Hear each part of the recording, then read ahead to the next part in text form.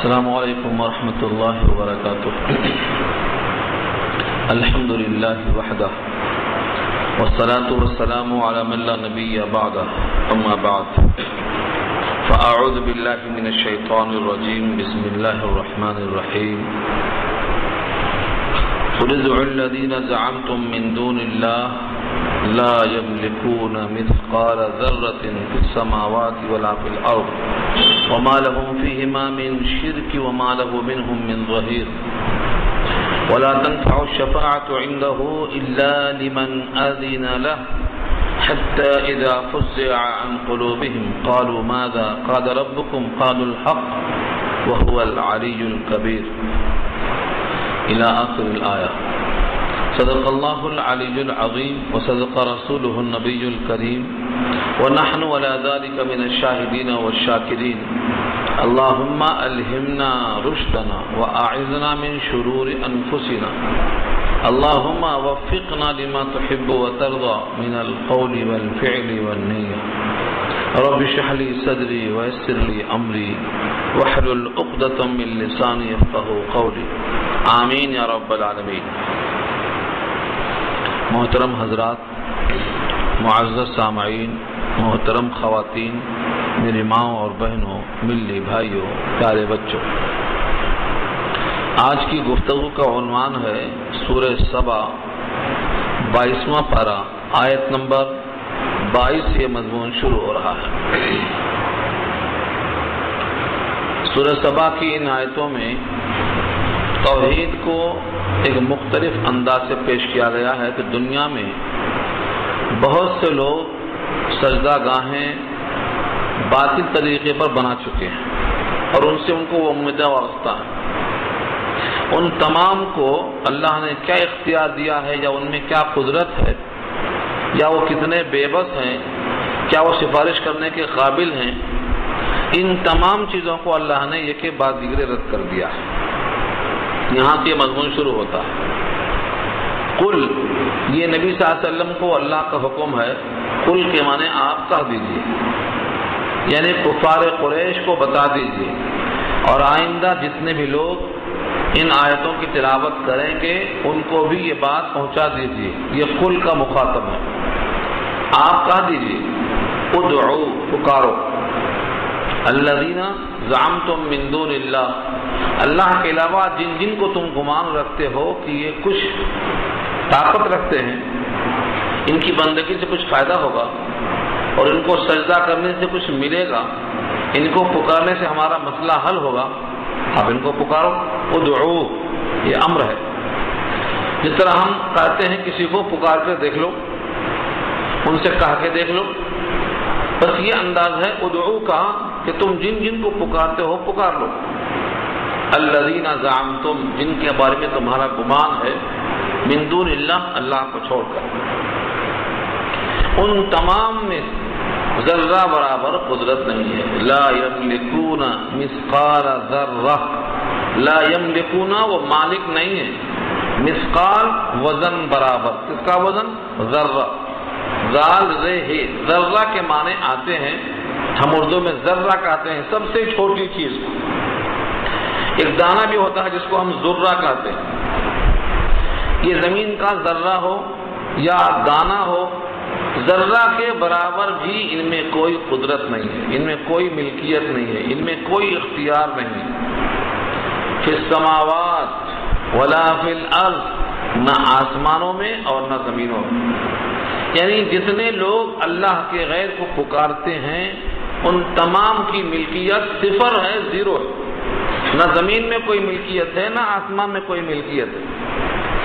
یہ عقیدہ توحید کو اللہ تعالیٰ آہستہ آہستہ لوگوں کے ذہن کو صاف کرتے ہوئے لا رہے ہیں توحید کی طرف، کہ جن کو تم پکارتے ہو پکار کر دیکھ لو، زمین و آسمان میں انہیں کوئی اختیار نہیں. وما لهم فيهما من شرك، یہ دوسرا جز دوسرے عقیدے کی تردید ہے. کچھ لوگ سمجھتے ہیں کہ اختیار تو نہیں ہے لیکن پارٹنرشپ ہوگی، ساجھا ہوگا، کچھ شراکت داری ہوگی، اس کی بھی نفی کر دیا اللہ نے. وما لهم فيهما، اور نہیں ہے ان کے لیے ان دونوں میں، یعنی زمین اور آسمان میں، من شرک، کوئی ساجھا. شرکن اور شرکت، پارٹنرشپ، ان کا کوئی دخل تو نہیں ہے، کوئی ملکیت نہیں ہے، کوئی ساجھا بھی نہیں ہے۔ وما لہ منہم من ظہیر، اور نہیں ہے ان کے لیے ان میں کوئی مددگار، پشت پناہ۔ تو پہلا لفظ ملکیت نہیں، دوسرا یہ کہ ان کی شرکت نہیں، تیسرا یہ کہ ان کی کوئی ان چیزوں میں پشت پناہی اور حمایت حاصل نہیں، تینوں کی نفی کر دیا۔ اب چوتھی چیز آگے آتی ہے سفارش کی۔ اکثر لوگ سمجھتے ہیں کہ ہم ان بتوں کی پرستش اس لیے کرتے ہیں کہ یہ ہمیں اللہ سے سفارش کر کے قریب کر دیں گے، یا جہاں جہاں سجدہ گاہیں بنی ہیں ان تمام سے یہ تاثر ہوتا ہے کہ یہ ہمیں اللہ سے قریب کر دیں گے، سفارش کر دیں گے۔ اللہ نے اس سفارش کا بھی حال یہاں بتا دیا، وَلَا تَنفَعُ الشَّفَاعَةُ عِندَهُ إِلَّا لِمَنْ أَذِنَ لَهُ، اور سفارش کام میں نہیں آتی اللہ کے پاس الا مگر لمن اذن لہ، جس کے لیے اللہ نے اجازت دے دی ہو۔ اذن اجازت دے دیا، جس بندے کے لیے اللہ نے اجازت دی ہو صرف اسی کے حق میں سفارش کام میں آئے گی، بقیہ اور کسی کی کوئی سفارش کام میں نہیں آئے گی۔ اب کس کو دیں گے اجازت؟ جو مقرب ہوں گے، جو اللہ کے مقبول ہوں گے، جو اللہ کے پسندیدہ بندے ہوں گے۔ ان میں سب سے مقرب انبیاء کرام ہیں اور اللہ کے فرشتے ہیں۔ تو یہاں فرشتوں کا حال بیان کیا جا رہا ہے کہ دیکھو، جو اللہ کے نزدیک مقرب ہیں، سفارش کرنے کا اختیار رکھتے ہیں، ان کی سفارش مانی جائے گی، ان کی گھبراہٹ کا عالم یہ ہے جو دیکھو، جب ان کی گھبراہٹ کا یہ عالم ہے تو پھر جن کو مقرب ہونے کا شرف حاصل نہیں اور جن کی سفارش قابل قبول نہیں اور جن کے واسطے بولنے کی اجازت نہیں، ان کی گھبراہٹ کا حال تو اور بدتر ہوگا۔ اس لیے اللہ نے یہاں سے چند نمونے فرشتوں کی گھبراہٹ کا پیش کیا۔ حتی اذا فزع عن قلوبہم، یہاں تک کہ جب گھبراہٹ دور ہو جائے ان کے دلوں سے۔ کن کے دلوں سے؟ جو مقرب فرشتے ہیں۔ اس ٹکڑے پر لکھا ہے امام بخاری نے ایک روایت نقل کرتے ہوئے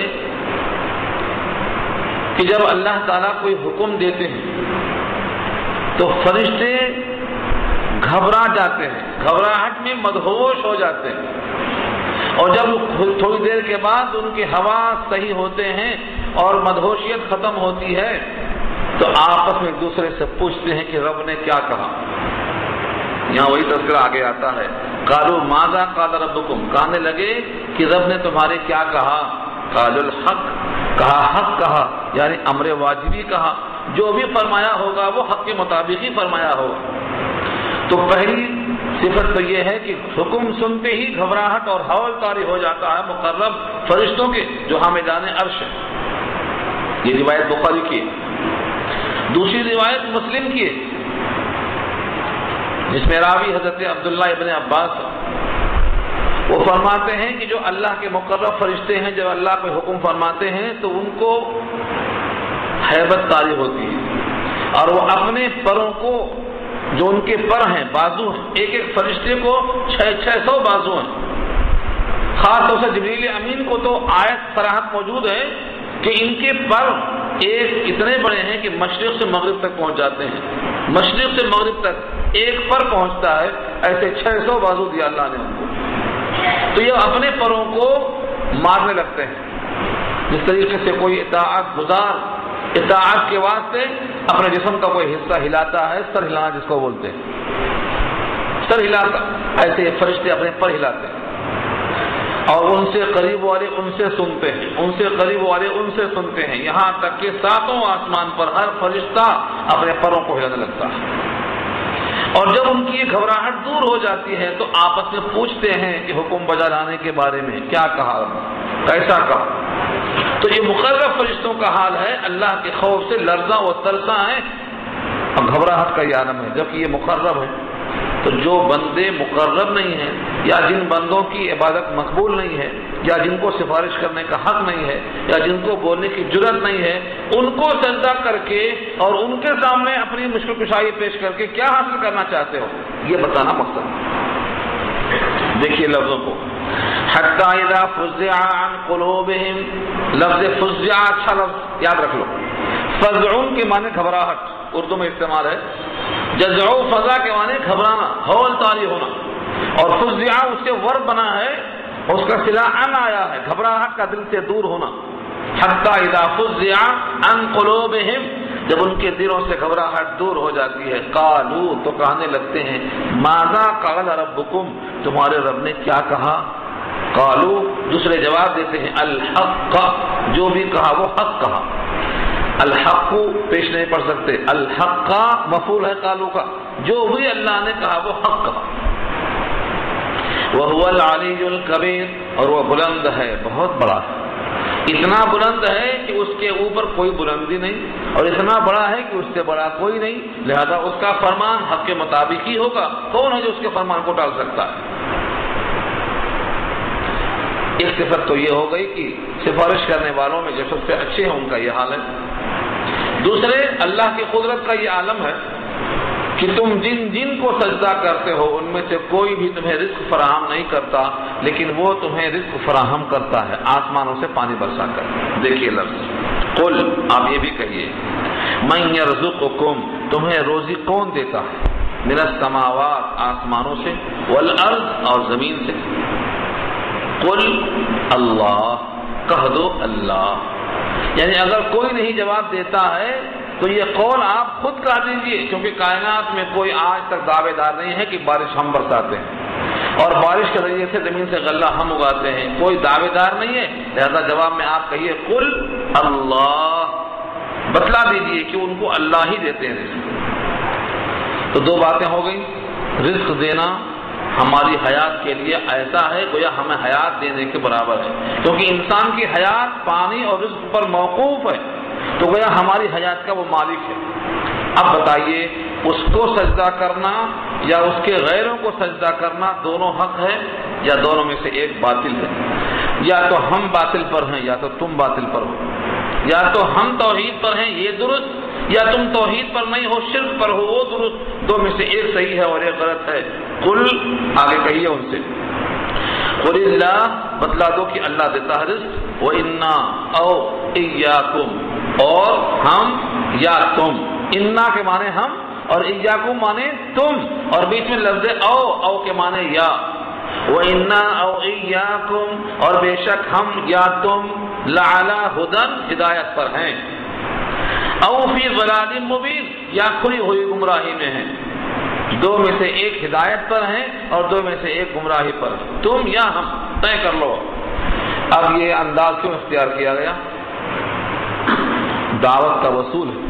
دعوت کا وصول یہ ہے کہ مخاطب کو غصہ نہ دلایا جائے، بلکہ مخاطب کو سوچنے پر مجبور کیا جائے. یہ دعوت کا اہم وصول ہے. یہ تو صاف مسئلہ ہے کہ جو توحید پر ہے وہ حق پر ہے، جو توحید پر نہیں ہے وہ گمراہ ہے. تو کہا جا سکتا تھا کہ تم گمراہ ہو، ہم حق پر ہیں، ہم توحید پر ہیں، تم مشترک ہو. لیکن یہ انداز سے مخاطب کو اشتعال آتا، غصہ آتا، بجائے ماننے کے ضد پہ آ جاتا. اسی لیے آج جتنے مناظرے ہوتے ہیں آپس کے ضد کی وجہ سے کسی کو فائدہ نہیں ہوتا. اللہ نے یہ دعوت دیا ہے کہ مخاطب کو اشتعال مت دلاؤ، بلکہ ان کو سوچنے پہ مجبور کرو. دو ہی راستہ ہے، رزق دینے والا ایک، پانی دینے والا ایک. اس کی بلندی بڑائی کا عالم یہ. اب ہم اس کو سجدہ کرتے ہیں اور تم سب کو سجدہ کرتے ہو، دونوں صحیح نہیں ہو سکتا. یا تو ہم صحیح یا تو تم صحیح. تم ہدایت پر ہو تو ہم گمراہ، اور ہم ہدایت پر ہے تو تم گمراہ. یہ فیصلہ کر لو. یہ انداز اس واسطے کیا گیا تاکہ لوگ سوچیں. یہی طریقہ دعوت کا، انبیاء کا دعوت طریقہ یہی تھا. جب سے مناظرانہ رنگ آ گیا، اپنے کو بڑا ثابت کرنا، دوسرے کو نیچا دکھانا، جب سے یہ لہجہ آ گیا لوگوں میں ماننے کا جذبہ ختم ہو گیا. بجائے لوگ ماننے کی ضد پہ آ گئے، اشتعال پہ آ گئے، ریئیکشن ہو گیا. تو کوشش یہ کرنا چاہیے کہ آدمی کو سوچنے سمجھنے کا موقع دیا جائے. قل لا تسألون عما اجرمنا ولا نسأل عما تعملون. اس میں بے ضرر ہونا اس طرح پیش کیا گیا کہ دیکھو ہم نے کھول کے پہنچا دیا. سفارش سب کی باطل ہے جب تک خدا کا حکم نہ ہو. اختیار باطل ہے، ملکیت باطل ہے، سب کی بڑائی بلندی اللہ کے مقابل میں باطل ہے. ہم یہ بات تم کو پہنچا چکے ہیں، تم یا ہم ہدایت پر ایک ہیں. اب یہ سن لو، آخری پیغام یہ ہے کہ تمہارے عمل سے متعلق ہم سے سوال نہیں کیا جائے گا اور ہمارے عمل سے متعلق تم سے سوال نہیں کیا جائے گا، یہ مضمون ہے۔ قل، آپ یہ بھی کہہ دیجئے، لا تسألون، تم سوال نہیں کیے جاؤ گے، عما اجرمنا، اس سے متعلق جو ہم نے جرم کیا، جو ہم نے گناہ کیا۔ اجرمنا جرم سے بنا ہے، جو ہم نے جرم کیا، گناہ کیا ہے، تم سوال نہیں کیے جاؤ گے۔ ولا نسأل، اور ہم سوال نہیں کیے جائیں گے، عما تعملون، جو تم کر رہے ہو، تمہارے کرتوت سے متعلق ہم سے سوال نہیں ہوگا قیامت میں۔ کوئی سمجھتے ہوں گے کہ تمہارے لیے جو ضرر ہے اس سے ہم کو ضرر پہنچے گا، ایسا نہیں ہے، بلکہ ہم اپنا پیغام پہنچاتے ہیں، ہمارا یہ پیغام اللہ کا حکم ہے۔ تمہارے عمل سے متعلق ہم سے بات کچھ نہیں ہوگی، یہ دائی گویا بے لوث ہے، کوئی مفاد وابستہ نہیں ہے۔ قل، یہ بھی آپ کہہ دیجئے، یجمع بیننا ربنا، جمع کریں گے ہمارے پروردگار ہمارے تمہارے سب کو اکٹھا، بیننا، ہمارے درمیان، ہمارے پروردگار سب کو اکٹھا جمع کریں گے۔ ثم، پھر یفتح بیننا بالحق، پھر فیصلہ دیں گے ہمارے درمیان انصاف کے ساتھ۔ اللہ ہم سب کو اکٹھا کریں گے، یہ لوگ مانتے ہی نہیں۔ کفار قریش کا بھی عقیدہ یہی تھا کہ مرنے کے بعد زندہ نہیں ہوں گے، اس واسطے ان کو یہ شبہ پیدا ہوا کہ ہم کو جمع کریں گے، ہمارے درمیان فیصلہ کر دیں گے۔ اس فیصلے کو ماننے کو تیار نہیں، اس فیصلے کو نہ ماننے کے بعد عقیدہ آخرت ختم ہو جاتا ہے۔ اسی لیے آگے آیتوں میں ان کو ذات سے بتایا گیا کہ ہمارا دو موقف ہے، ایک بشیر اور ایک نذیر، جملہ آگے آ رہا ہے۔ کہہ دیجئے کہ ہمارا پروردگار ہم کو جمع کرے گا، پھر فیصلہ کرے گا ہمارے درمیان انصاف کے ساتھ، وَهُوَ الْفَتَّاحُ الْعَلِيمُ، اور وہ فیصلہ کرنے والا، سب کچھ جاننے والا ہے۔ کہیں فیصلہ کرنے میں غلطی کا امکان نہ سمجھنا، کیونکہ وہ علیم بھی ہے۔ علیم کی معنی ہر ایک کو جانتا ہے، اس کے عمل کو جانتا ہے، نیتوں کو جانتا ہے، قلب کے ارادوں کو جانتا ہے، لہذا جب وہ علیم ہے تو اس کا فیصلہ بالکل درست ہوگا اور انصاف کے مطابق ہوگا۔ قل، آپ یہ بھی ان سے کہیے، جتنی بھی قل آئے ہیں یہ اللہ نے کہلوایا ہے نبی صلی اللہ علیہ وسلم سے مکہ والوں سے۔ قل، آپ یہ بھی کہیے، ارونی، مجھے دکھلاؤ تو صحیح، الذین الحقتم بہ شرکاء کلا، مجھے دکھلاؤ تو صحیح جن کو تم شامل کرتے ہو اللہ کے ساتھ ساجھی سمجھ کر، شرکاء، شریک، پارٹنر سمجھ کر، اللہ کا کار سمجھ کر ساتھی قرار دیتے ہو، منا بتاؤ صحیح کون کون ہیں اور کس نے کیا پیدا کیا ہے۔ اللہ نے زمین آسمان پیدا کیا، پانی برسایا، رزق فراہم کیا، تم یہ بتاؤ کہ جن کو تم شریک کرتے ہو اللہ کے ساتھ، ان لوگوں نے کیا پیدا کیا، ان کی کیا تخلیق ہے، ان کی کیا کارکردگی ہے، ذرا سامنے تو لاؤ ہمارے، ہم بھی دیکھیں۔ یہ پیش کیا، اللہ تم نے شامل کر دیا ہے اللہ کے ساتھ شرکاء، شریک کار سمجھ کر، ساجی قرار دے کر، کلا، کوئی نہیں، بل هو اللہ العزیز الحکیم، بلکہ وہی اللہ ہے غالب حکمتوں والا، اس کا کوئی شریک نہیں، وہ تنہا غالب ہے، تنہا عزیز ہے، وہ حکیم ہے، اس کے باتوں میں کسی سے مشورہ کرنے کی کوئی گنجائش نہیں ہے۔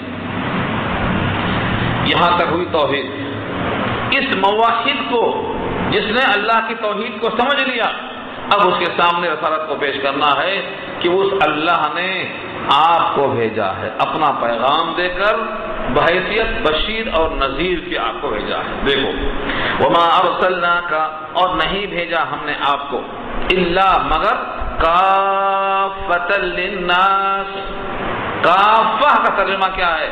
کافی ہونا، یعنی تمام لوگوں کے لیے کافی بنا کر بھیجا ہے، کوئی ایک فرد بشر غائب نہیں ہے کہ وہ بول دے کہ میرا رسول کوئی دوسرا ہے۔ ہر نبی کا، ہر جن کا، موجود ہو یا حاضر نہ ہو، غائب ہو، پیدا ہو چکا ہو یا پیدا ہونے والا ہو، ہر ایک کے لیے آپ بھیجے گئے ہیں۔ یہ کافہ سے نکلتا، نبی کے زمانے میں جو موجود تھے ان کے واسطے بھی، جو بعد میں پیدا ہوں گے ان کے واسطے بھی، انسانوں کے لیے بھی، جنوں کے لیے بھی، ہر ایک کے لیے آپ بحیثیت بشیر کے نذیر کے بھیجے گئے۔ وما ارسلناک الا کافۃ للناس، سارے انسانوں کے واسطے، بشیرا و نذیرا، بشیر خوشخبری دینے والے، جو توحید کو مان لے بشارت ہے اس کے لیے، وہ نذیرا، اور جو توحید کو نہ مانے ان کو جہنم سے ڈر سنانے والا۔ وَلَٰكِنَّ أَكْثَرَ النَّاسِ لَا يَعْلَمُونَ، لیکن لوگوں میں اکثر لوگ اس بات کو نہیں جانتے ہی نہیں لوگ اس چیز کو۔ اس آیت پر ایک حدیث، بہت طویل حدیث ہے، کافتن پہ یاد آیا۔ نبی صلی اللہ علیہ وسلم سارے انسانوں کے لیے بحیثیت بشیر و نذیر کے آئے، یہ نبی کی خصوصیت ہے۔ دنیا میں کوئی اور نبی نہیں ہے جس کو یہ خصوصیت حاصل ہو۔ جتنے نبی آئے کسی علاقے کے لیے آئے، کسی قوم کے لیے آئے، کسی زمانے کے لیے آئے، ان کا زمانہ محدود، لوگ محدود، قوم محدود۔ جیسے حضرت لوط علیہ السلام آئے تو قوم سدوم کی طرف آئے، صرف وہی علاقہ ان کے لیے۔ حضرت شعیب آئے تو مدین کے واسطے آئے۔ ہر ایک کا علاقہ اور سمت محدود، زمانہ محدود، لیکن نبی صلی اللہ علیہ وسلم کو اللہ نے کافۃ للناس، سارے انسانوں کے لیے جو موجودہ ہیں اور جو آئندہ پیدا ہوں گے، جن ہوں یا ان بشر ہوں، دونوں کے واسطے۔ اب کوئی رسول اور نبی نہیں آئے گا۔ آقا فرماتے ہیں، بخاری اور مسلم دونوں کی روایت ہے، حضرت جابر روایت کرتے ہیں، نبی صلی اللہ علیہ وسلم فرماتے ہیں کہ مجھ کو اللہ نے تمام انبیاء پر 6 چیزوں میں فوقیت دی ہے۔ ایک روایت میں 5 ہے اور ایک روایت میں 6۔ 2 چیزیں الگ الگ کی جائیں تو 6 بن جاتی ہیں، ورنہ 5 ہی ہیں۔ یہ مجھے امتیاز ہے، دنیا میں کسی کو حاصل نہیں۔ نبی صلی اللہ علیہ وسلم کو اللہ تعالیٰ نے 5 چیزوں میں امتیاز بخشا، کسی نبی کو، کسی رسول کو یہ 5 میں سے ایک بھی حاصل نہیں۔ پہلا، مجھے اللہ نے 1 مہینے کی مسافت کی دوری سے میرے دشمن پر میرے چہرے کا رعب رکھا۔ دشمن میرے قریب نہیں، اگر اتنا دور ہے کہ 1 مہینے کی مسافت ہے، 1 مہینے تک چلتے جائیں گے تب پہنچیں گے، اتنی دور کی مسافت ہے، تب بھی میرا رعب میرے دشمن پہ پڑتا ہے، میرے چہرے کا رعب پڑتا ہے، دشمن مرعوب ہو جاتا ہے۔ یہ نبی صلی اللہ علیہ وسلم کو اللہ نے دیا ہے۔ اور دوسرا، میرے لیے اللہ نے زمین کو، ساری زمین کو، کسی ایک خطے کو نہیں، ساری زمین کو ایسا بنا دیا ہے کہ یہ مسجد بھی ہے اور طہارت کا ذریعہ بھی ہے۔ پہلے کیا ہوتا تھا، ایک مخصوص مقام پر جا کر ہی نماز پڑھ سکتے، صرف پانی سے ہی وضو اور غسل ہو سکتا۔ اس امت کے لیے یہ ہے کہ اگر پانی دستیاب نہیں ہے تو مٹی پہ ہاتھ مارو، وضو کا بدل تیمم، مٹی سے پاکی حاصل، اور جہاں چاہے وقت ہو جائے سجدہ کر لو، وہیں اللہ کی طرف توجہ۔ اینما تولوا فثم وجہ اللہ، جہاں سجدہ کر لو توجہ اللہ کی مبذول ہے۔ یہ اس امت کی خاصیت ہے۔ سابقہ امتوں کے لیے تیمم نہیں تھا، مٹی پاکی کا ذریعہ نہیں تھی، جہاں چاہے وہاں سجدہ نہیں کر سکتے تھے، مخصوص مقام پر جا کر ہی پڑھنا پڑتا تھا۔ اور تیسری چیز فرمایا کہ مال غنیمت حلال کیا گیا میرے لیے۔ میری امت کے لوگ جب جہاد کریں گے، ان کو مال غنیمت آئے گا تو ان کے لیے وہ حلال اور طیب ہے، تقسیم کر کے۔ پہلے لوگوں کے لیے کیا تھا، تأکلہ النار، آسمان سے آگ آتی اور جمع شدہ مال کو آگ کھا جاتی۔ آگ کا کھا لینا ہی جہاد کے مقبول ہونے کی دلیل ہوتا تھا۔ اس امت کے لیے آگ نہیں آئے گی، اس امت کے لیے اللہ نے اس کو حلال کر دیا۔ یہ نبی صلی اللہ علیہ وسلم کی خصوصیت، یہ کسی کو حاصل نہیں ہے۔ تو گنیے آپ، نبی کا رعب، نبی کے لیے مسجد اور طہارت ساری زمین، اور نبی صلی اللہ علیہ وسلم کے لیے مال غنیمت کا حلال ہونا، یہ خاصیت۔ سارے نبی جتنے بھی آئے ان کے لیے خطہ متعین تھا، لیکن یہ جو نبی کی امت ہے اس کے لیے کوئی خطہ اور زمانہ محدود نہیں ہے، بلکہ سارے عالم میں جتنے انسان آئندہ پیدا ہوں گے، جن اور انس دونوں، موجودہ اور غائب، جو حاضر ہیں اور آئندہ آئیں گے، ان سب کے واسطے آپ نبی ہیں، کوئی اور نبی آپ کے پاس آنے والا نہیں ہے۔ ہر ایک کی کتابیں محرف ہو گئیں، تبدیل ہو گئیں، لیکن اب کوئی نبی نہیں آئے گا، اس لیے کہ کتاب تبدیل ہونے والی نہیں ہے۔ ساری دنیا مل کے مخالفت کر جائے لیکن اس کتاب کو نہ بدل سکتی ہے نہ ختم کر سکتی ہے، ساری کائنات مخالفت کرتی ہے۔ اللہ تعالیٰ نے اس کتاب کے ذریعے سے اس دین کو ہمیشہ کے واسطے جاویدگی بخشا ہے۔ تو نبی صلی اللہ علیہ وسلم کو عالمگیر بنایا ہر ایک کے لیے. اسی واسطے جب نبی کوئی نہیں آئے گا اور کتاب باقی ہے تو جو اس کتاب سے غافل ہیں، نبیوں والا کام یہ ہے کہ اس کتاب کو ہم ان تک پہنچا دیں کہ نبی کے کام میں شریک ہونے کی توفیق یہ فرمائیں. تو مال غنیمت کا حلال ہونا، ہر فرد کے لیے آپ کی نبوت کا عام ہونا، اور نبی صلی اللہ علیہ وسلم کے لیے اس کائنات میں جتنے فرد بشر ہیں ان کا مخاطب بنانا یہ نبی کی خصوصیات میں سے ہے. یہاں لفظ کافہ کی مناسبت سے اس روایت کو نقل کیا گیا ہے کہ آپ سب کے رسول ہیں. اب کچھ لوگ پیدا ہوں گے کہیں گے ہم بھی رسول ہیں، ہم بھی نبی ہیں، ہم پر بھی کتاب آتی ہے. تو یہ سب کے سب 30 ہوں گے، یہ سب کے سب جھوٹے ہوں گے اور کذاب اور دجال ہوں گے، یہ فرمایا نبی صلی اللہ علیہ وسلم. تو اکثریت اس بات سے واقف نہیں ہے. کچھ لوگ یوں کہتے ہیں وَيَقُولُونَ مَتَىٰ هَٰذَا الْوَعْدُ إِن كُنتُمْ صَادِقِينَ. یہ کیوں کہا؟ اس سے اوپر آیا تھا يَجْمَعُ بَيْنَنَا رَبُّنَا، ہم کو جمع کرے گا ہمارا رب. تو وہ اب کہتے ہیں کہ چونکہ جمع کرنے کا ان کو یقین نہیں ہے اس لیے پوچھتے ہیں وَيَقُولُونَ مَتَىٰ هَٰذَا الْوَعْدُ، یہ وعدہ پورا کب ہوگا، کب جمع کریں گے، ہمارے باپ دادا پردادا کو کب اٹھائیں گے، کب زندہ کیا جائے گا ان کو. سوال کرتے ہیں ان کنتم صادقین، اگر تم سچے ہو، تمہیں سچائی اگر ہے کہ اٹھایا جائے گا تو بتا دو کب اٹھایا جائے گا. چونکہ تاریخ قیامت کی متعین نہیں کیا، اللہ کے علم ہے، اور یہ کسی نبی کو بتایا نہیں گیا، اسی لیے وہ بار بار پوچھتے تھے کہ بتاؤ یہ کب ہے. یعنی متعین جب نہیں ہے تو پھر گویا نہیں ہے، یہ ان کا خیال تھا. لیکن کسی چیز کا علم نہ ہونا، کسی چیز کا تعین نہ کرنا، یہ اس کے نفی کی دلیل نہیں ہے. اللہ کے علم میں ہے لیکن اللہ نے اس کو اپنے پاس محفوظ رکھا، بتایا نہیں ہے، اس میں اللہ کی مصلحت ہے. لیکن سنو، تمہارے واسطے ایک دن ضرور مقرر ہے. قل لکم میعاد، کہہ دو تمہارے واسطے ایک میعاد. میعاد کے معنی وعدہ مقررہ. یومن، ایک ایسا دن، لا تستأخرون ساعہ، نہ تم اس میں مؤخر ہو سکتے ہو ایک گھڑی، ولا تستقدمون، اور نہ تم مقدم ہو سکتے ہو ایک گھڑی. ایک گھڑی پہلے نہیں آ سکتی، ایک گھڑی بعد میں نہیں آ سکتی، وہ اللہ نے متعین کر دیا ہے. وہ گھڑی جب آ جائے گی تو تمہارا کیا حال ہوگا، اور قرآن کریم کے انکار کرنے والوں کا انجام کیا ہوگا. یہاں سے یہ مضمون شروع ہوتا ہے. کافروں نے یہ بھی کہا، جتنے کفار قریش تھے نبی صلی اللہ علیہ وسلم سے کہتے تھے کہ اس قرآن کو ہم نہیں مانیں گے، ہمیں دوسرا قرآن لاؤ جس میں ہمارے بتوں کی برائی نہ ہو، یا وہ آیتیں اس قرآن سے نکال دو جس میں برائی کی گئی ہمارے بتوں کی. یہ سب ان کے مطالبات سورہ یونس پارہ 11 میں آ چکے ہیں. یہاں اسی سے میل کھاتا ہوا جملہ آ رہا ہے وقال الذين كفروا لن نؤمن بهذا القرآن ولا بالذي بين يديه، اور کہا ان لوگوں نے جنہوں نے کفر کیا ہم ہرگز نہیں مانیں گے اس قرآن کو. لن نؤمن بهذا القرآن، ہم اس قرآن کو ہرگز نہیں مانیں گے.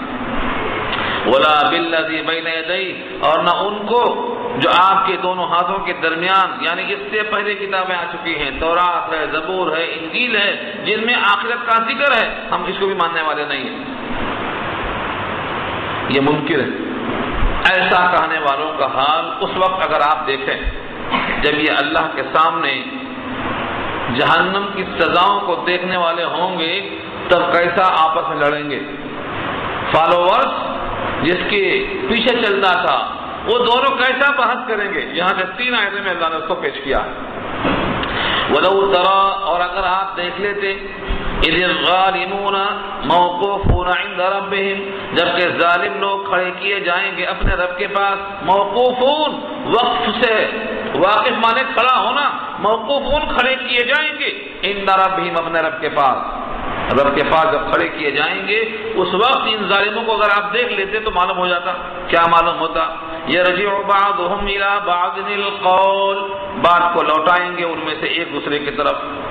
ایک ایسا کہے گا، ایک ویسا کہے گا. کیا کہیں گے؟ اللہ نے نقل کر دیا اس کو. اس آیت کو ہم پڑھ کے گزر جاتے ہیں، کبھی رک کے نہیں دیکھتے. ہم جو اندھی کوشش کرتے ہیں ہر ایک کو فالو کرنا شروع کر دیتے ہیں بغیر دیکھے ہوئے کہ یہ معتبر ہے یا غیر معتبر ہے. وہ آپس میں کیسی بحث کریں گے؟ دیکھو، بات پلٹائیں گے. دنیا میں جب کسی کے کام بگڑ جاتا ہے، بگڑنے سے پہلے سب ایک رہتے، بگڑنے کے بعد الزام کس پہ رکھتے؟ ایک دوسرے پہ رکھتے، تم نے ایسا کیا تھا، تمہاری خاطر ایسا ہو گیا، اور جب بن جاتا ہے تو میں نے ایسا کیا تھا بولتے۔ یہ انسان کی فطرت، اللہ نے اسی کو پیش کیا۔ یقول الذین استضعفوا للذین استکبروا، کہیں گے وہ لوگ جو کمزور سمجھ جاتے تھے دنیا میں، کس سے؟ للذین استکبروا، بڑائی کرنے والوں سے۔ کیا کہیں گے؟ لولا انتم، اگر تم نہ ہوتے، لکنا مؤمنین، تو ہم مومن ہوتے، تمہاری وجہ سے ہم مومن نہیں بن سکے، تمہاری وجہ سے ہم ایمان قبول نہیں کر سکے، تم نہ ہوتے تو ہم صاحب ایمان ہوتے۔ یہ کون کہیں گے؟ پیچھے پیچھے چلنے والے کمزور لوگ کہیں گے بڑائی کرنے والوں سے۔ وہ لوگ کیا جواب دیں گے؟ قال الذین استکبروا للذین استضعفوا، اور کہیں گے وہ لوگ جو بڑائی کرنے والے ہیں ان لوگوں سے جو کمزور سمجھے جاتے ہیں، انحنو، کیا ہم ہیں؟ صددناکم، تم کو منع کرنے والے، صدا صدودن، جس کے معنی روکنا، منع کر دینا، عن الہدی، ہدایت سے تم کو ہم نے روکا ہے، بعد اذ جاءکم، بعد اس کے کہ ہدایت تمہارے پاس پہنچ چکی تھی، بل کنتم مجرمین، بلکہ تم خود مجرم ہو، تم کو ہم نے روکا نہیں تھا، بھلا تمہارا ہاتھ پکڑنا، تمہارے ذہن کے تارے بند کر دینا ہمارے ہاتھ میں تھا، تم خود مجرم ہو۔ اب صفائی پیش کریں گے کمزور لوگ۔ وقال الذين استضعفوا للذين استكبروا، اور کہیں گے کمزور لوگ بڑائی کرنے والوں سے، بل مکر اللیل والنہار، بلکہ رات دن کا فریب کرنا، رات دن تمہارا ہمارے پاس آ کر الٹی سیدھی باتیں سمجھانا، اس بات میں ہم آ گئے، اس فریب میں ہم آ گئے۔ اذ تأمروننا، جبکہ تم ہم کو حکم کرتے رہے، ان نکفر باللہ، کہ ہم اللہ کے ساتھ کفر کرتے رہیں، ونجعل له اندادا، اور بناتے جائیں ہم اس کے لیے مقابل، اندادا ندن کی جمع ہے، ایکول، اللہ کے برابر۔ یہ پیشانی اللہ کے سامنے بھی اور یہی پیشانی اللہ کے غیر کے سامنے بھی، یہ ہے اندادا، ایک پیشانی کو دونوں مقام پر برابر رکھنا۔ تم ہم کو سمجھاتے رہے، یہاں سے دل میں دونوں سمجھ رہے ہوں گے کہ غلطی تو اپنی اپنی ہے، وہ کہیں گے واقعی ہمارے دل پہ ان کا کنٹرول نہیں تھا، ہم نے خود گمراہی قبول کیے، اور جو بڑائی کرنے والے ہیں وہ کہیں گے واقعی ہم نے ان کو بھٹکایا تھا، بری باتیں سکھائی تھی، اچھائیوں سے روکا تھا۔ دل میں دونوں ندامت کو چھپانا چاہیں گے، لیکن زبان سے ایسا کہیں گے کیا تم کو ہم نے روکا تھا؟ یہ دونوں کی گفتگو کو نقل کر دیا اللہ نے، اس لیے نقل کر دیا ہے کہ ہم آج یہ آیتوں کو سن کر تحقیق کر لیں کہ صحیح کیا ہے اور غلط کیا ہے۔ اللہ فرماتے ہیں کہ اوپر سے الفاظ تو مقابلے کے ہوں گے، لیکن دل نادم ہوگا، چھپا رہے ہوں گے اندر سے شرمندگی، وَأَسَرُّوا النَّدَامَةَ، اور چھپا کر رکھتے ہوں گے ندامت کو، لَمَّا رَأَوُا الْعَذَابَ، جب عذاب کو دیکھیں گے ندامت دل میں چھپی ہوئی ہوگی، کہیں گے واقعی ہم نے خود غلطی کی تھی، ہماری زبان کسی نے پکڑا نہیں تھا، ہم کلمہ پڑھ سکتے تھے، ہمارے دل پر کسی کا قابو نہیں تھا، ہم بات کو سمجھ سکتے تھے۔ یہ دونوں دوسرے کو الزام تو لگائیں گے لیکن اندر چھپائیں گے اس الزام۔ اللہ فرماتے ہیں وَجَعَلْنَا الْأَغْلَالَ، اور ہم کیا کریں گے؟ بیڑیاں ڈال دیں گے۔ ان دونوں بحث کرتے تھک جائیں گے، بات ان کی ختم نہیں ہوگی، اور ہم ان دونوں کو عذاب مشترک کرنے کے لیے کیا کریں گے؟ بیڑیاں ڈال دیں گے۔ وَجَعَلْنَا الْأَغْلَالَ، اغلال طوق کو کہتے ہیں جو گلے میں لوگ ڈال دیتے ہیں۔ وَجَعَلْنَا الْأَغْلَالَ، اور ہم نے ڈالی ہیں طوقیں، فِي أَعْنَاقِهِمْ، ان کی گردنوں میں، کس کے؟ الَّذِينَ كَفَرُوا، جنہوں نے کفر کیا ہے۔ کفر کرنے والا کفر خود سے کرے یا کسی کے بھٹکانے میں کرے، کفر کی حالت میں موت آ گئی تو گردن میں طوق پڑنے والا ہے۔ هَلْ يُجْزَوْنَ إِلَّا مَا كَانُوا يَعْمَلُونَ، بدلہ نہیں دیے جائیں گے مگر اسی کا جو وہ کیا کرتے تھے، یعنی کسی بندے پر ظلم نہیں ہے، طوق کا ڈالا جانا یہ ان کے عمل کا صلہ ہے، کسی بندے کے اوپر ظلم نہیں ہوگا کہ بیچارہ کچھ نہیں کیا تھا اور اس کے اوپر بوجھ ڈال دیا گیا۔ اب یہاں سے کمزور لوگوں کی بات اور مباحثہ ختم ہوا، انجام کو پہنچ گئے کہ طوق پڑ گیا گلے میں۔ عام طور سے کسی بھی گاؤں میں، کسی بھی شہر میں، کسی بھی آبادی میں لوگ بھٹکتے کیسا؟ پہلے مخالفت کون کرتے ہیں، حق کا انکار کون کرتے ہیں؟ جب بھی کبھی کوئی نبی آیا کسی شہر میں، کوئی اللہ کا ہادی اور رسول آیا، تو جو پیسے والے ہیں، دولت والے، مست ہیں، مغرور ہیں، وہ ہمیشہ حق کی مخالفت کرتے ہیں، اور وہ یہ سمجھتے ہیں کہ اگر ہم حق کی مخالفت کرتے ہیں، ہم باطل پر ہوتے ہیں، تو اللہ تعالیٰ ہم کو مال، اولاد، دولت، عزت نہیں دیتا۔ ہمارا مال دولت والا ہونا دلیل ہے کہ ہم اللہ کے بڑے چہیتے اور لاڈلے ہیں۔ یہ قرآن مضمون کئی مقام پہ آیا، سورہ کہف میں بھی آ چکا ہے، یہاں بھی آ چکا ہے۔ پہلے مضمون دیکھیے، بہت اہم مضمون ہے یہ۔ وَمَا أَرْسَلْنَا فِي قَرْيَةٍ مِّن نَذِيرٍ إِلَّا قَالَ مُتْرَفُوهَا، اور نہیں بھیجا ہم نے کسی بستی میں من نذیر، کوئی ڈر سنانے والا، الا قال مترفوها، مگر کہا اس کے مترف لوگوں نے، مترف طرف سے بنا، اور اس کے معنی آتے ہیں مال میں مست، عیش میں اترانے والا۔ اتنا خدا کی نعمتیں آ گئی جس کی وجہ سے وہ خدا کے نبیوں کو اور خدا کے پیغام کو قبول کرنے سے انکار کرتا ہے۔ ہر شہر میں، ہر بستی میں یہی ہوتا ہے کہ مخالفت کرنے والے کون ہوتے ہیں؟ مال میں مست، اور قبول کرنے والے کمزور لوگ ہوتے ہیں۔ حضرت نوح کی اتباع کرنے والے بھی کمزور تھے۔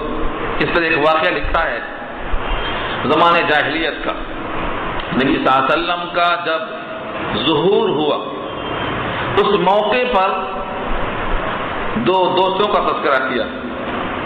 نبی صلی اللہ علیہ وسلم کے ظہور ہونے سے پہلے، یعنی نبوت کے اعلان سے کچھ پہلے، دو صاحب دوست تھے، کاروبار میں شریک تھے۔ ایک کسی ساحلی علاقے میں چلا گیا اور ایک مکے میں رہ گیا۔ ساحلی آدمی جو دور چلا گیا تھا، تورات، انجیل، کتابیں کچھ پڑھ رکھا تھا، اس کو آنے والے نبی کی کچھ خبر تھی۔ جب نبی صلی اللہ علیہ وسلم کی شہرت پھیلی تو اس ساحلی دوست نے خط لکھا مکی آدمی کو کہ بھلا نبی کا حال بتاؤ، جو مبعوث ہوئے، کچھ چرچا ہوا، کیا ہے ان کا اثر؟ تو اس نے لکھا خط کے اندر کہ قریش کے لوگوں نے تو ان کو فالو نہیں کیا، قریش کے لوگوں نے کوئی خاطر خواہ ان کی عزت نہیں کی اور ان کا ساتھ نہیں دیا، بلکہ ان سے دور ہی رہے۔ ہاں، کچھ غریب کمزور ترین لوگ ان کا ساتھ دے رہے ہیں۔ وہ خط پا کر ساحلی آدمی فوراً مکہ پہنچا اور پتہ پوچھا کہاں ہے وہ، پتہ لگا کر حاضر ہوا نبی صلی اللہ علیہ وسلم کی محفل میں اور کہا آپ کچھ نئی بات پیش کرتے ہیں۔ نبی صلی اللہ علیہ وسلم کی زبان سے قرآن کے الفاظ، دعوت اسلام کے الفاظ سننا تھا کہ دل میں اسلام آ گیا، اور کہا اشہد انک رسول اللہ، میں گواہی دیتا ہوں کہ آپ اللہ کے رسول ہیں۔ لیکن نبی صلی اللہ علیہ وسلم نے پوچھا تم نے اسلام کو قبول کیسے کر لیا؟ تم نے کیا سمجھا، کیا حق سمجھا تم نے؟ دیکھو، اندھا قبول کرنا نہیں بلکہ کیا سمجھا، کیوں قبول کیا پوچھا۔ فرمایا دعوت اسلام کو تو میں نے سمجھا اپنے عقل اور فہم سے، اور آپ کی رسالت کا اور آپ کا حق ہونا میں نے سمجھا کہ آپ کے فالوورز پورے کمزور لوگ ہیں، اور جتنے نے بھی دنیا میں آئے ان کے پورے اتباع کرنے والے ہمیشہ پہلے کمزور ہی ہوتے ہیں۔ مخالفت کرنے والے پیسے والے سردار ہوتے ہیں۔ یہ اللہ نے پیغام دیا ہے تورات میں، انجیل میں، زبور میں، اسی لیے میں نے آپ کو نبی تسلیم کر لیا۔ اس واقعے سے کیا مطلب ہوا؟ مکے والے جتنے سردار تھے وہ مخالفت کرتے تھے حضور کی، اور جو کمزور لوگ تھے، غلام زید ابن حارثہ ہیں، باغیوں میں ام ایمن ہیں، یہ لوگ اسلام قبول کر رہے ہیں، ساتھ دے رہے ہیں آپ کا۔ تو یہاں سے معلوم ہوا کہ نفس کے خلاف پڑتا ہے اطاعت کرنا، اس لیے جو نفس پرستی کے قائل ہیں، جن کو اللہ نے نشے میں رکھا ہے مال کے، وہ مخالفت بہت کرتے ہیں، وہ جلدی سے اسلام کو قبول نہیں کرتے، اطاعت کو نہیں مانتے۔ ان آیتوں میں دیکھو وما ارسلنا فی قریۃ من نذیر الا قال مترفوها، اور نہیں بھیجا ہم نے کسی بستی میں کوئی ڈرانے والا مگر یہ کہ کہا مترفوها، وہاں کے مالدار لوگوں نے، مترف آسودہ حال، مست ہیں جو نشے میں، انا بما ارسلتم به کافرون، کہ بے شک ہم جو کچھ تم دے کر بھیجے گئے ہو اس کا انکار کرتے ہیں، ہم نہیں مانتے۔ انا بما ارسلتم به کافرون، تو انا کی خبر کیا ہے؟ کافرون ہے، ہم کافر ہیں، ہم انکار کرتے ہیں کس کا؟ جو پیغام دے کر تم بھیجے گئے ہو، ہم اس کو نہیں مانتے۔ اور اپنے حق ہونے کی اور تمہارے باطل ہونے کی دلیل میں کیا کہتے ہیں؟ وقالوا نحن اکثر اموالا واولادا، اور کہہ دو کیا کہا انہوں نے؟ قالوا، وہ کہتے ہیں ہم زیادہ ہیں مال میں اولاد میں، اور مال میں زیادہ ہونا اولاد میں زیادہ ہونا دلیل ہے کہ اللہ نے ہم کو خوب عطا کیا، جو اتنا ہم کو عطا کرتا ہے وما نحن بمعذبین، تو ہم پر کوئی عذاب آنے والا نہیں ہے، ہم پر کوئی آفت آنے والی نہیں ہے، ہم نہیں ہیں معذب قوموں میں سے، کیونکہ ہم تو منعم ہیں، ہم پر اللہ نے انعام کیا ہے۔ اولاد کا ہونا، مال کا ہونا، یہ انعام ہے، جس پہ اللہ کا انعام ہو اس پہ عذاب کیسے ہو سکتا ہے؟ یہ ان کی دلیل پیش کی، رد کر دیا اللہ نے اس کو، کہا اولاد کا ہونا اور مال کا ہونا یقیناً نعمت ہے، لیکن ہر نعمت مقبول عند اللہ ہونے کی دلیل نہیں ہے، یہ تو آزمائش کے لیے۔ کوئی بھی نعمت اولاد کی شکل میں، مال کی شکل میں، یہ مقبول عند اللہ ہونے کی علامت نہیں ہے، بلکہ یہ تو آزمائش کے لیے۔ اور یہ کلام پاک میں آیت کئی مقام پہ آئی ہے، دیکھیے سورہ توبہ 10واں پارہ آیت نمبر 55 ہے، اللہ نے وہاں خوب فرمایا فَلَا تُعْجِبْكَ أَمْوَالُهُمْ وَلَا أَوْلَادُهُمْ فَلَا تُعْجِبْكَ أَمْوَالُهُمْ وَلَا أَوْلَادُهُمْ، مال اولاد ان کے پاس زیادہ ہیں، ان کو دیکھ کر تمہیں تعجب نہ ہو، غرور نہ ہو۔ ہم نے ان کو یہ کیوں دے رکھا ہے؟ لِيُعَذِّبَهُمْ فِي الْحَيَاةِ الدُّنْيَا، دنیا میں ان کو ہم اس سے عذاب دیں، اسی چکر میں وہ پڑے ہوئے، اور آخرت میں ان کو عذاب ہو۔ تو اولاد کا زیادہ ہونا، مال کا زیادہ ہونا، یہ مقبول عند اللہ ہونے کی دلیل ہے۔ اور دوسری آیت سورہ مومنون پارہ 18 میں اتفاق سے وہ بھی آیت نمبر 55 اور 56 ہے، اَيَحْسَبُونَ أَنَّمَا نُمِدُّهُمْ بِهِ مِن مَّالٍ وَبَنِينَ نُسَارِعُ لَهُمْ فِي الْخَيْرَاتِ بَل لَّا يَشْعُرُونَ، کیا وہ گمان کرتے ہیں کہ ہم ان کو جو مال اولاد بہت دے رہے ہیں یہ ان کے حق میں بہت بہتر ہے؟ بلکہ یہ جو دنیا میں بہت دوڑ دوڑ کے دنیا کو حاصل کر رہے ہیں اور ہم دے رہے ہیں، یہ ان کی آزمائش ہے، مگر ان کو اس کا شعور نہیں ہے، ان کو اس کا احساس نہیں۔ تو اس آیت نے پیغام دے دیا کہ دنیا کے کسی مال اولاد کی کثرت کو دیکھ کر دھوکہ نہ کھاؤ، ہمارا فیصلہ یہ ہے، قل، یہ کہہ دو، ان ربی، بے شک میرا پروردگار، یبسط الرزق لمن یشاء ویقدر، کھول دیتا ہے رزق جس کے واسطے چاہتا ہے اور معاف کر دیتا ہے جس کے واسطے چاہتا ہے۔ لمن یشاء، مشیت خداوندی پر ہے یہ موقوف، مقبولیت نہیں، مشیت۔ اور یہ مشیت کیوں ہوتی ہے؟ آزمائش کے واسطے ہوتی ہے۔ ولیکن اکثر الناس لا یعلمون، لیکن اکثر لوگ اس بات کو نہیں جانتے، اکثر لوگ اس بات کو نہیں جانتے، وہ سمجھتے ہیں کہ مال کا ہونا، اولاد کا ہونا، بادشاہت کا ہونا، یہ تمام چیزیں اللہ کے پاس مقبول ہونے کی علامت ہیں۔ یہی غلطی قارون سے ہوئی، یہی غلطی فرعون سے ہوئی، یہی غلطی شداد سے ہوئی، یہی غلطی کفار قریش سے ہوئی، یہی غلطی ولید سے ہوئی، سب نے یہی سمجھا۔ آج بھی وہی لوگ سمجھ رہے ہیں کہ یہ سب چیزیں اللہ کی طرف مقبول ہونے کی دلیل ہیں۔ اللہ فرماتے ہیں نہیں، یہ دلیل نہیں۔ پھر کیا دلیل ہے؟ وَمَا أَمْوَالُكُمْ وَلَا أَوْلَادُكُمْ بِالَّتِي تُقَرِّبُكُمْ عِندَنَا زُلْفَىٰ إِلَّا مَنْ آمَنَ، دیکھو کتنا واضح کیا اللہ نے، ایک ہی آیت میں دونوں چیز رکھ دیا، اور نہیں تمہارے اموال اور تمہارے اولاد جن سے تم تقرب حاصل کرنا چاہتے ہو ہمارے پاس، یہ تقرب کا ذریعہ نہیں ہے، ماں نفی کے لیے ہے۔ وما اموالکم ولا اولادکم، نہ تمہارے اموال نہ تمہاری اولاد، باللتی تقربکم عندنا زلفا، جن سے تم تقرب حاصل کرنا چاہتے ہو ہمارے پاس، الا من آمن، مگر جس نے ایمان قبول کیا، وعمل صالحا، اور عمل صالح کیا، فاولئک لهم جزاء الضعف، تو انہی کے لیے ہے بدلہ کئی گنا، ضعف ذات کے زیر کے ساتھ، ضعف کے معنی عمل کے زیادہ، عمل اگر ہم نے ایک کیا ہے تو 10 گنا ملے گا، بلکہ 700 گنا ملے گا، بلکہ اللہ فرماتے ہیں اخلاص کے مطابق اور زیادہ ملے گا۔ تو ایمان، عمل صالح، یہ دو چیزوں پر ملے گا، یہ دو چیزیں مقبولیت ہیں، دو چیزیں مقبولیت کی دلیل ہیں کہ یہ بندہ اللہ کا مقبول بندہ ہے۔ مال اولاد یہ اللہ کی مشیت پر موقوف ہے، ایمان عمل صالح اللہ کے ہاں محبوب ہونے پر موقوف. فَأُولَٰئِكَ لَهُمْ جَزَاءُ الضِّعْفِ بِمَا عَمِلُوا وَهُمْ فِي الْغُرُفَاتِ آمِنُونَ. اور وہ لوگ غرفات میں ہوں گے. غرفہ کی جمع ہے. غرفہ کے معنی بالا خانہ، گھر کا بالائی حصہ جو پورے گھر میں ممتاز ہو بیٹھنے کے لیے، جہاں بیٹھ کر انسان تازی ہوا کھاتا ہے، ایسے مقام کو سٹ آؤٹ کہتے ہیں، وہ ہے غرفہ. وہاں بیٹھ کر کیا کریں گے؟ یہ آمنون، دل جمعی کے ساتھ، سکون کے ساتھ بیٹھیں گے.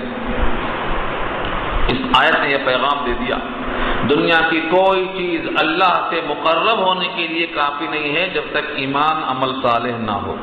اور جتنے لوگوں کو مال کا اولاد کا نشہ ہے وہ سمجھتے ہیں کہ یہ مقرب ہونے کی دلیل ہے، اس کو اللہ نے یہاں پر رد کر دیا ہے. اس سے ہمیں اندازہ کرنا چاہیے کہ آزمائش کے ذرائع بہت ہیں. اولاد کا ہونا آزمائش، اولاد کا نہ ہونا آزمائش، مال کا ہونا بھی آزمائش، مال کا نہ ہونا بھی آزمائش. یہ ذریعہ ہے آزمائش کے. بقیہ ایمان اور عمل صالح یہ اللہ کی توفیق ہے، اللہ کی قبولیت ہے. اس سے انسان اللہ کے قریب پہنچ جاتا ہے. یہ پیغام یہاں پر دے دیا گیا ہے. گفتگو ہماری پوری ہوئی.